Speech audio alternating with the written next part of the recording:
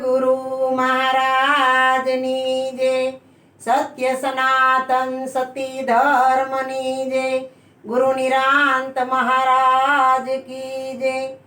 ગોપી ચંદન જ્ઞાન કા, એ ગોપી ચંદન જ્ઞાન કા, અને તુલસી મન વૈરાગ, જાકે મસ્તક પર ચડે તાકો બડો હે ભાગ્ય। તો માનવ શરીર એક એવું છે કે આ જગતના સંસારમાં વ્યવહારમાં એટલું બધું બંધાયેલું છે કે આ સંસાર રૂપી મૃગજળમાં કઈક સંતો આ સંસારમાં આવ્યા અને ભક્તો થયા, ઋષિ મુનિ થયા, અવતારો થયા અને કઈક સંન્યાસી પણ થયા। એ બધાએ કેવલ આપણને હરિભજન, સેવા, બંદગી, પ્રાર્થના, પૂજા, ધ્યાન, સાધના અને પ્રેમ ને દયા અને ધર્મ રાખવાનું આપણને શીખવાડ્યું છે અને મુક્તિના માર્ગ સુધી પહોંચવાનું કીધું છે। કારણ કે માનવ શરીરને અમૂલ્ય કીધું છે, એક રત્ન ચિંતામણી દેહ પણ કીધો છે અને એના સંતોએ ગુણ પણ ગાયા છે। પણ ગુણ શેના ગાયા છે? નામનાઓ। ઈ નામ પોતાનું, જેને કહેવાય નિજ નામ। તો રામદેવ પીર બાપા છે ઈ આ નિજ નામને એના ગુરુ શરણે ગયા। કોણ એના ગુરુ હતા? કે બાવા બાળીનાથ એમના ગુરુ હતા અને એમના ગુરુના શરણે જઈ અને એના શરણે જે આવ્યા ડાલીભાઈ, અરજી ભાઠી, આવા બધાને એણે સમજાવ્યા અને સમજાવી અને પ્રભુ પ્રેમમાં પાગલ કર્યા। ત્યારે ભાઠી અરજી છે એ કોણ હતા? કે એમના હગા માસીના દીકરા હતા। છતાંય પણ એણે દેહભાવ નહીં લાગતા એને કેવલ જ્ઞાન ભાવ જાગી ગયો અને પછી એણે વાણી બનાવી। કે કઈ વાણી બનાવી? પૂછો પૂરા પંડિતોને, પૂછો શેખ સન્યાસીને, આમાં નિજના ગુરુજી કોણ છે રેજી? હેજી આમાં નિજના ગુરુજી કોણ છે રેજી? તો બાબા રામદેવજી મહારાજ કહે છે કે ઇસ્લામ ધર્મના સાચા શેખને અને હિન્દુ ધારાના સાચા સંન્યાસીને કે આમના નિજનો ગુરુ એટલે કે સ્વયં પોતે, અને પોતાનો ગુરુ કોણ છે? નિજનો ગુરુ એટલે પોતાનું જ વચન, જેને કહેવાય સાક્ષી દ્રષ્ટા, એ જ નિજનો ગુરુ છે। એટલે કે પોતાને જાણે છે ને એને સાક્ષી દ્રષ્ટા અને નિજનો ગુરુ કહેવાય। નિજનો ગુરુ છે એ પોતાનું મન છે, કારણ કે જેણે ઇન્દ્રિયોને વશ કરી દીધી છે। એટલે બીજી ઘડીમાં કીધું છે કે જમીન કેરી જાત કોણ, આસમાન ગાજ કોણ? જમીન કેરી જાત કોણ, આસમાન કેરા ગાજ કોણ? ઈ ગાજમાં બારે મેઘ વરસે એના દેવતા કોણ છે રેજી? હેજી એવા એના દેવતા કોણ છે રેજી? એટલે જમીન એટલે આ દેહ હો, કેવલ દેહ। અને એને ધરતી કયો કે જમીન કયો, એની જાત એટલે કે માતાનું રજ અને પિતાનું વિરજ, તેનાથી આ કંચન વર્ણી કાયા બનાવી છે અને આનો સરસ મજાનો દેહ બનાવ્યો। હવે આ દેહ છે ને એને કહેવાય કે બિંદુ, અને આસમાન કેરા ગાજ કોણ એટલે આકાશ કેતા સૂક્ષ્મ દેહ હો। આ દેહ છે એ શરીર દેહ છે, પણ સંતો જે બતાવે ને એ સૂક્ષ્મ દેહ છે। તો સૂક્ષ્મ દેહના આંતરિક આકાશમાં નાદ ગાજી રહ્યો છે ને એ અનહદ નાદમાં અહોનિશ અને સત્તાયને માટે આનંદની વર્ષા થાય છે કે જેનાથી જ્ઞાન રૂપી ગંગાનું પ્રાગટ્ય થાય છે। હવે ઓલી ગંગા છે ને એ ભગીરથ રાજાએ હજારો વર્ષ સુધી તપ કરી અને આકાશમાંથી આ ધરતી ઉપર ઉતારી। એ ગંગામાં જો નાવ ને તો આપણા શરીરનો મેલ વયો જાય, પણ સંતો કહે છે જ્ઞાન રૂપી ગંગાની અંદર નાવને એની અંદર ડૂબકી મારો તો તમારા મનનો મેલ વયો જાય છે। તો આ પવિત્ર ગંગાને કોણ ધારણ કરી શકે? કે જેને નિજ સ્વરૂપનું જ્ઞાન થયું હોય ને એ પછી પોતાના જ સ્વ સ્વરૂપમાં મસ્ત રહે અને આ સાર માયલી ધાર કોણ? એટલે જ્ઞાની પુરુષના જીવનનો સાર છે આત્મા. કે આત્મા તત્વને જાણવું અને માણવું એ એની ધાર છે. એટલે ધ્યાન અથવા સૂક્ષ્મણા અથવા સ્વર અથવા શાંતિ અથવા ઓહમ સોહમના મંત્રની માળા ફેરવવીને અથવા તો જાપ અજંપાના જાપ જપવા. આને સંતોએ કીધું છે, પણ સંતો કહે છે કે આ જાપ જપવાય પડતા નથી અને માળા ફેરવવી પડતી નથી. કારણ કે માળા તો મન કી ભલી ઓર કાષ્ટ કા ભારા, ચેતન કો આધી ઘડીને મૂર્ખ કો જન્મારા. આ તો સતત ચાલ્યા જ કરે છે.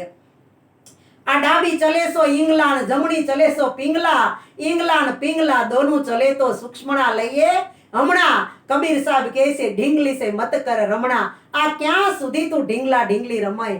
સંતો કહે છે આમાં તું બહાર નીકળી જા અને પોતાના નિજ સ્વરૂપને તું ઓળખી લે. પછી કીધું કે સૂક્ષ્મણા લઈએ હમણાં.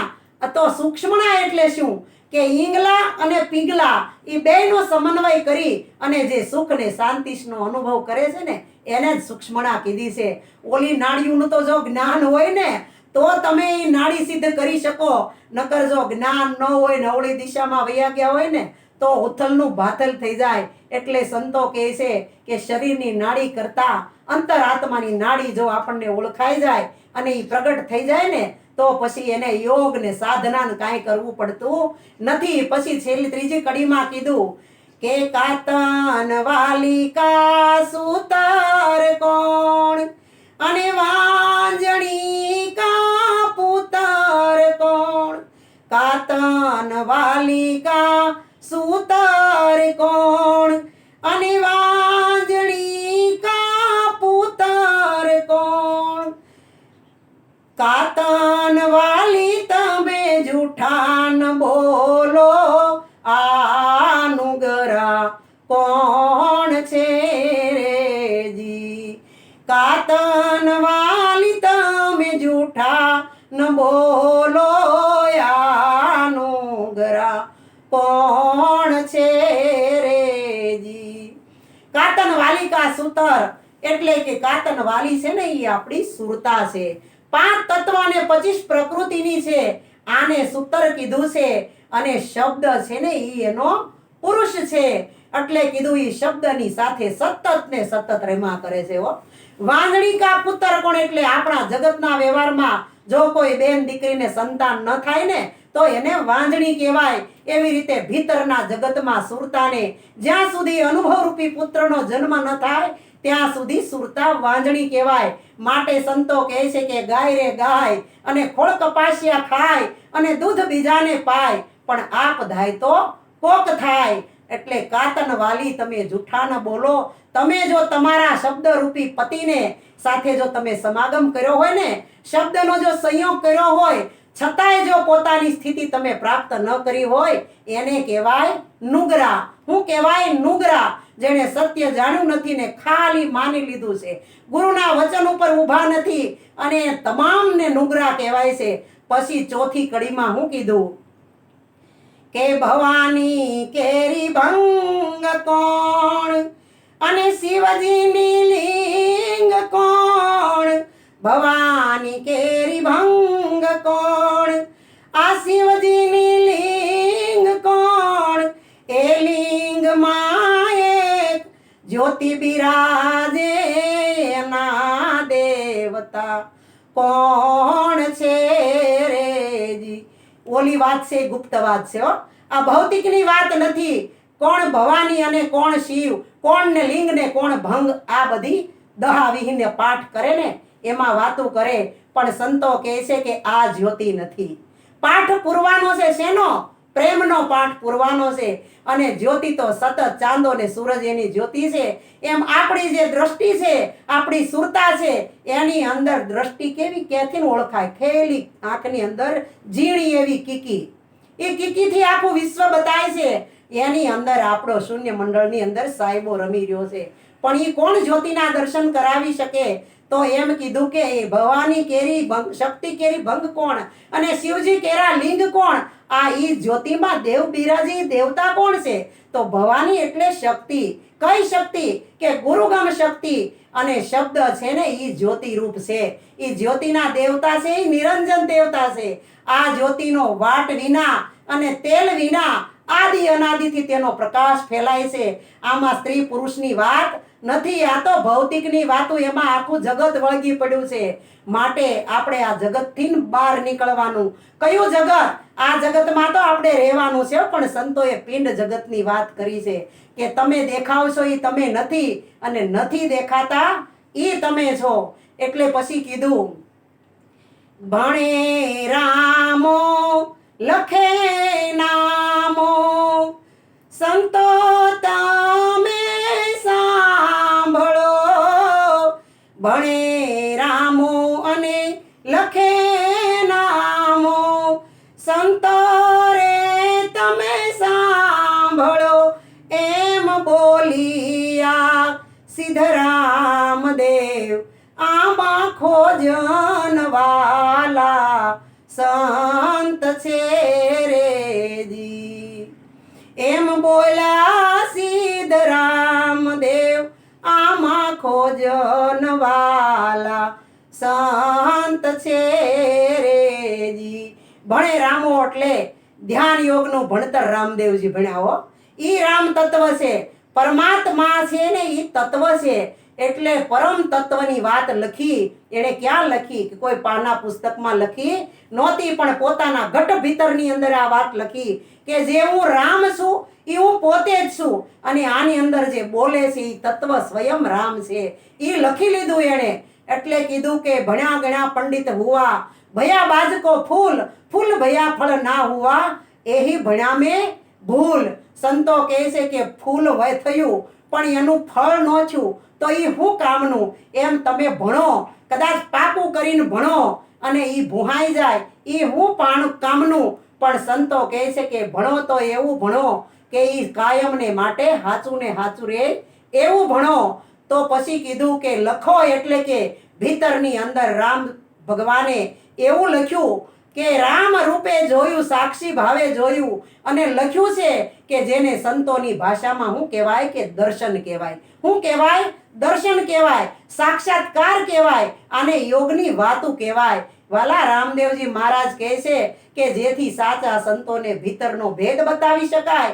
એ તો એમ પણ કહે છે કે ભક્તિ કરો તો હરજી અગમ ભેદ જાણો, ભક્તિ કરો તો હરજી અગમ ભેદ જાણો.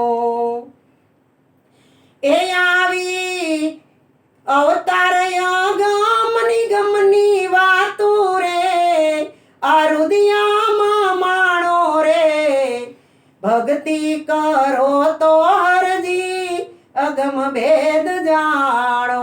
તો આવા રામાપીર જેવા સંત મહાપુરુષો નિજ ઘરની વાત કરી અને એ આપણા માટે આ અગમ નિગમની વાત મૂકતા ગયા છે હો. એને જાણી માણી જીવનમાં ઉતારી અને મનુષ્ય દેહ સાર્થક કરવાનો છે. કારણ કે રામદેવ પીર બાપા હતા ને, જ્યારે રામદેવજી મહારાજ હયાત હતા ને ત્યારે એને કોઈ માનતું નહોતું. કોણે માન્યા? કે ભાટી અરજીએ માન્યા, ડાળલ દેએ માન્યા, અને એ તોરલ જેવી સતીઓએ એને માન્યા. નકર તો બધા એને એમ કહેતા કે આણે પરબારી પગલી પાડી છે અને માતાના ગર્ભમાં આવીને અવતાર નથી લીધો અને આ હિન્દવો પીર થઈ ગયા છે. પણ કેવી રીતે? હવે જ્યારે રામદેવ પીર બાપાની એક વખત મુસલમાન લોકોને થઈ ગયું કે હિન્દવો પીર, અને પીરાણું પ્રગટ ખાલી મુસલમાનમાં હોય, હિન્દુની અંદર ન હોય, એટલે રામદેવ પીરની પરીક્ષા લેવા આવ્યા. કેવી પરીક્ષા લેવા આવ્યા? કે રામા પીરને કીધું કે હે રામદેવ, તમને આખું વિશ્વ હિન્દવો પીર કહે છે. હિન્દવો એટલે આખા ભારતની વાત કીધી. તમે ભારતની અંદર પીર થઈ ગયા છો તો અમને એનું પ્રમાણ આપો. ત્યારે રામદેવ પીર બાપાએ કીધું કે તમારે જે પ્રમાણ જોતું હોય એ તમતારે પ્રેમથી માગી લ્યો.